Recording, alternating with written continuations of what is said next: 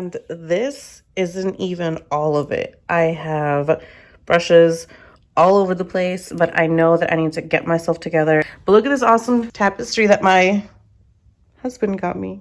Isn't it beautiful? I'm not sure if I'm ever going to get in front of the camera, but if I ever do, it will be in front of this beauty. Hello and welcome to my channel. In today's video, I'm going to be organizing my chaotic mess of brushes, but also giving you a quick guide on how to identify some brushes if you're not sure of what you're doing. If you just want to get right to the point of the quick guide, it's timestamped right here. Let's get started. Okay, I'm gonna check my closet real quick to make sure I don't have any brushes hanging out in there. I see some brushes by my plant that I need to go grab, so I'll be right back after I do that. Some more brushes, and I found some more brushes. I also found a kneaded eraser that I needed. This is empty. This is a very small collection of brushes that I have right now that I know I need to get in order. See, the thing is, I don't throw out any brushes, and the reason why I don't throw out any brushes is because you can always use old brushes for texture. So once it's kind of, oh my gosh, this is upside down. I'm a disgrace.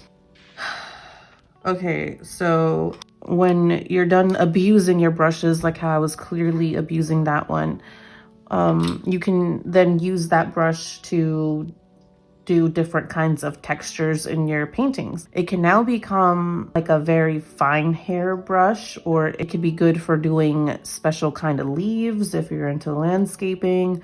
It really just depends. Like if your watercolor brush ends up looking really jaggedy, kind of like this one, so like there's hairs all over the place now I could kind of use this, dip it into some acrylic, and if I lightly brush it on a canvas, it could give very nice texture for like fur or for hair, or maybe even for like some grass, because you see how like it's kind of split out. But anyways, I'm going to talk about how I guess I decide what brushes I'm using for acrylic, what I'm using for watercolor, what I'm using for oils. See, I tried to keep it in order. See, this is labeled watercolor, even though you can barely see it. This one's labeled oil, which means this one's probably labeled acrylic. Oh, this one doesn't have a label. So I have a cup somewhere labeled acrylic, which probably has more brushes in there. So the way I decide on whether it's going to be an acrylic brush or an oil brush or whatever brush is very, very simple. So I take my best watercolor brush, which is this. I feel the brush and I just kind of like, you know, feel how the softness, and not just the softness, but like the stiffness. So I feel how stiff this is. And this is my best watercolor brush, or at least one of the best. This one and my treacle brush, which is somewhere here. This is my most expensive watercolor brush by Treacle Art Supplies. It was like $20 for just one brush. And then this one by Dynasty. These are my two best watercolor brushes. I love these. So I feel the stiffness, and it's a very obvious softness to watercolor, because you want your brushes to be able to hold in water nicely and kind of like glide over the paper without overworking it. You know what I mean? If you're into watercolor, you know what I mean. So I take these two as examples, and then I feel my brushes out, each one, and I decide if it's worthy of being a watercolor brush. Like this one, for example, definitely worthy of being a watercolor brush. Very soft.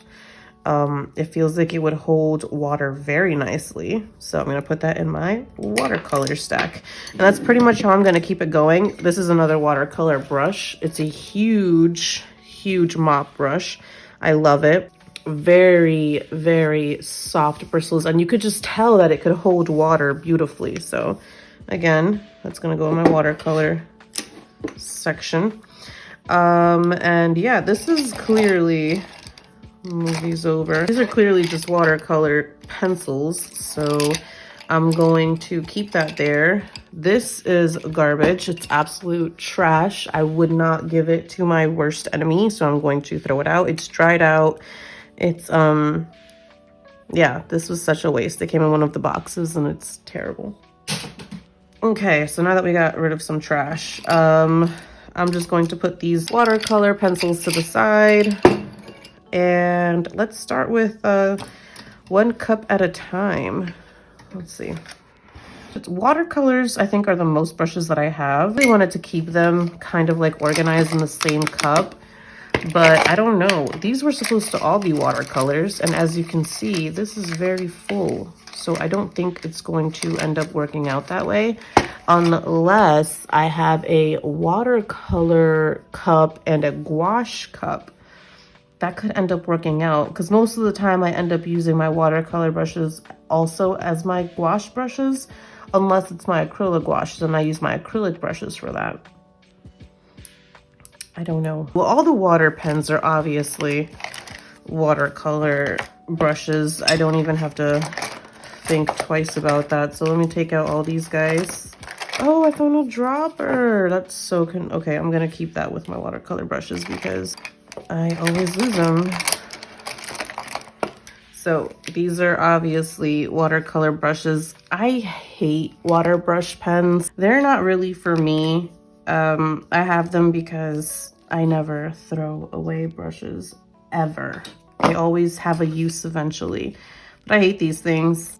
I use them as just regular brushes. And as you can see here, this one is shedding so bad. This is why I don't like these things. Just the quality is just not good. But they're watercolor brushes, so we're gonna stick them with the watercolor brushes. Let me just empty this one out because it's pretty obvious. We have a cry-cut spatula that does not belong here. Okay, we have a Princeton Select Angular Shader. See, this is like really stiff, is not as soft.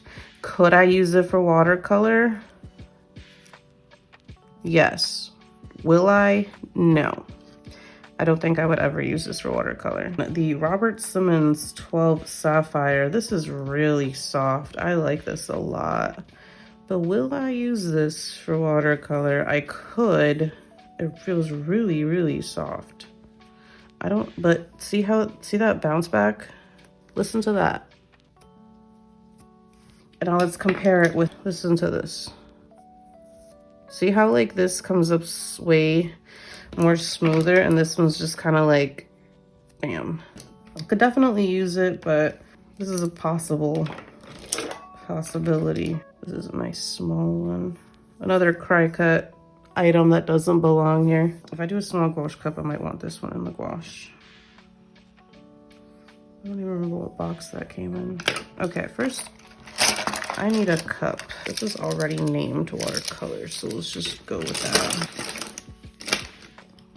I really feel like having a gouache cup. I think I'm going to just do something crazy and empty out all my brushes at once, which I will probably regret, but YOLO. This is gonna be my gouache cup. Oh, a glue stick that I will never use. This little Disney cup is going to be my, oh wow, I think this is like a collectible, isn't it? This is one of those McDonald's cup. I feel like I've seen people sell these on eBay. Oh, it's my gouache cup. Oh, my baby's crying.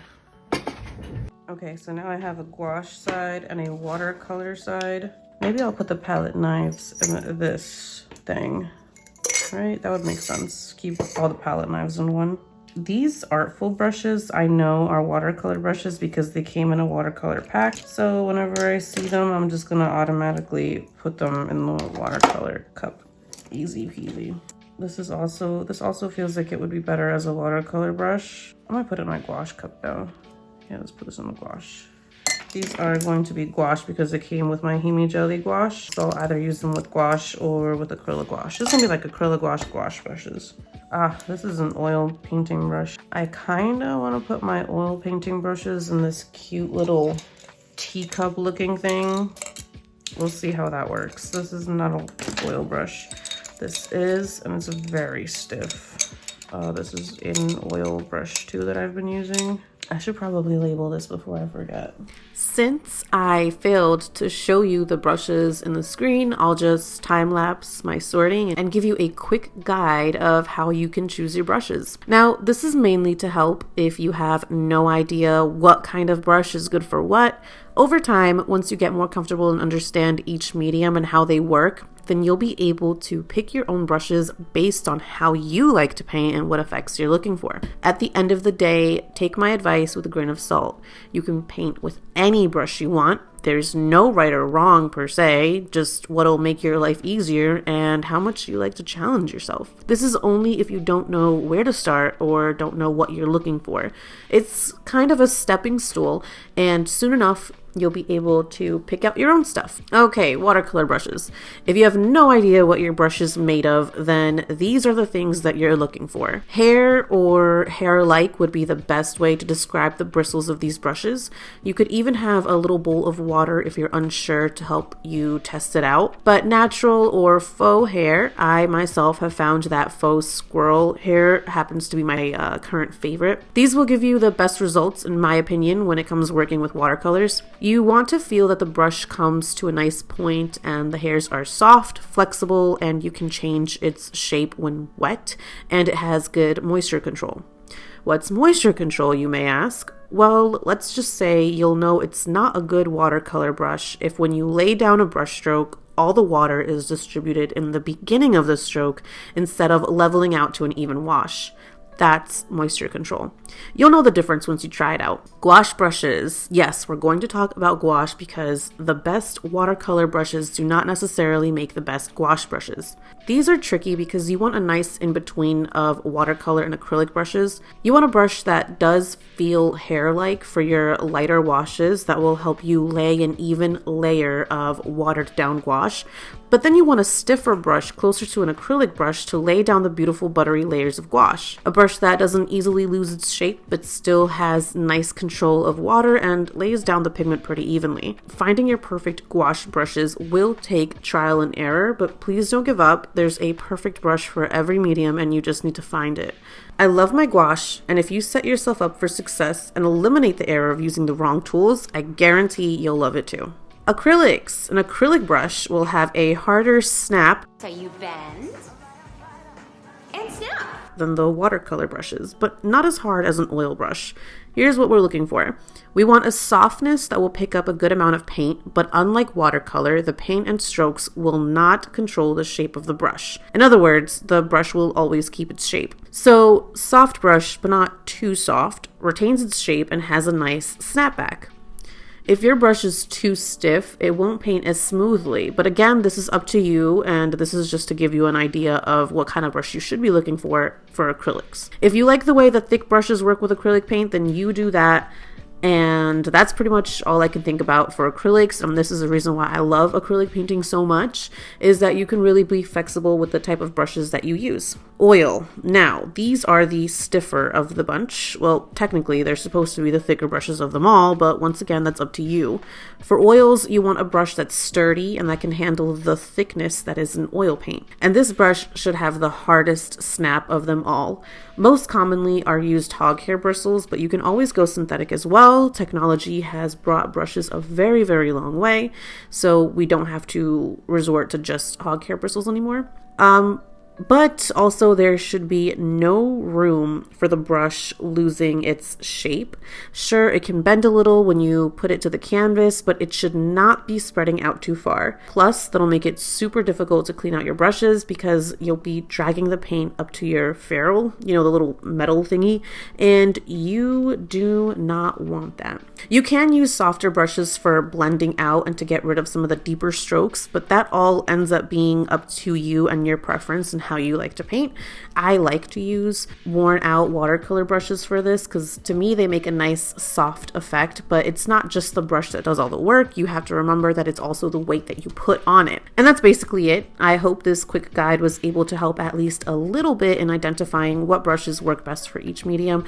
I know it's like super short, but I just wanted it to be a quick guide. I'm hoping this would be especially helpful for people who are new to certain mediums because trust me, when you eliminate the errors of using the wrong tools, it makes learning a new medium so much easier.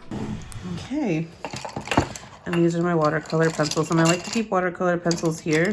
Oh yes. I like to keep watercolor pencils here because I like to sketch with watercolor pencils because they are soluble. So I want to keep that there. And that's it. Let me show you what we've created. Put it back in its place first. Not the best lighting, I do realize, but you can see, you know, now I can see where everything is, and when I'm going to be working with that specific medium, I can just take it out and use it. So my acrylic gouache, my watercolor brushes, and hopefully it stays organized. Okay, I don't mean to be annoying, but I switched the acrylic brushes with the watercolor brushes because I have some tall brushes back here. So I wanted to keep all my tall brushes back there and then my small ones over here. But then I thought, why do I even have my acrylic and oil there when this is like mainly where I do, you know, my desk is where I do my gouache, watercolor, all that stuff. Don't mind the mess. And over there is where I do my acrylics and oils mostly. So I was thinking maybe I should just leave the acrylics and oil brushes up here next to my plants. I don't know. It's a thought, but I guess I'll come back to it. Okay, for real this time, this is the last place where I'm keeping my oils and my acrylic brushes.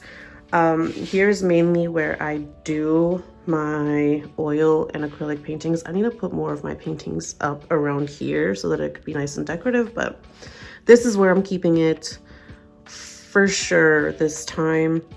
And sometimes, like for example, these are all gouache paintings. These are both are acrylic gouache and it's jelly gouache. I really need to put a seal on that one. But sometimes I do paint acrylic gouache standing, so every now and then I'll probably have the acrylic gouache brushes on this table. Don't mind the mess, of course, again. Oh no, no face. That's pretty much it. This is for sure where it's going to stay. And yeah, thanks again so much for watching, and I hope to see you next time. Bye.